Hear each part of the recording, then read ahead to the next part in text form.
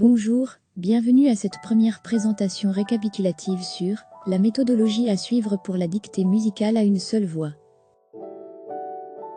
Je suis Raya, votre professeur de solfège.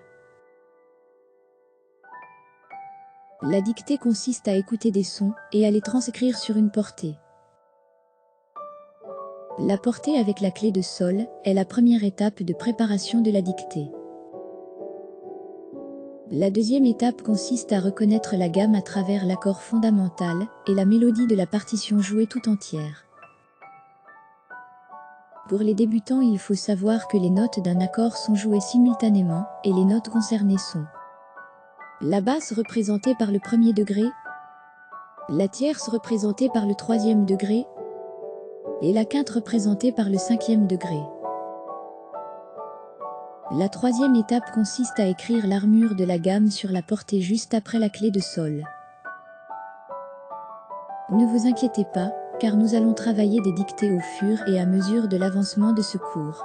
N'hésitez pas à partager avec moi vos questions dans les commentaires. La quatrième étape consiste à bien écouter les deux premières mesures et à identifier si le rythme est simple ou composé avec son chiffrage. Pour le moment, nous allons commencer par les mesures simples et la méthode d'identification du rythme sera détaillée au fur et à mesure. La cinquième étape consiste à suivre le sens des notes dans la mélodie.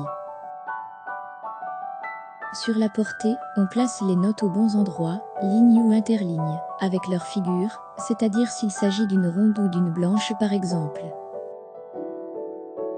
La mélodie progresse, toutes les deux mesures, jusqu'à la fin de la dictée. La sixième étape consiste à identifier la note de liaison. Il faut noter qu'entre deux mesures, et les deux suivantes, la note de liaison est très importante, puisqu'elle assure la progression de la mélodie.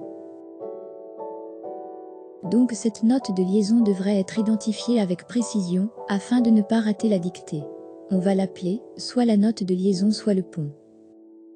La septième et dernière étape consiste à vérifier si la dernière note de la dictée correspond au nom de la gamme. Pour notre exemple en Ré majeur, sa dernière note devrait être Ré. C'est tout pour ce cours méthodologique. Vous devrez noter toutes ces étapes sur un support et les suivre dans nos prochaines dictées à une voix. Mon cours touche à sa fin, n'hésitez pas à poser vos questions dans les commentaires.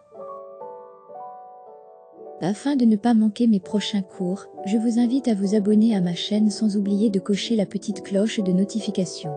Merci de votre attention. À bientôt.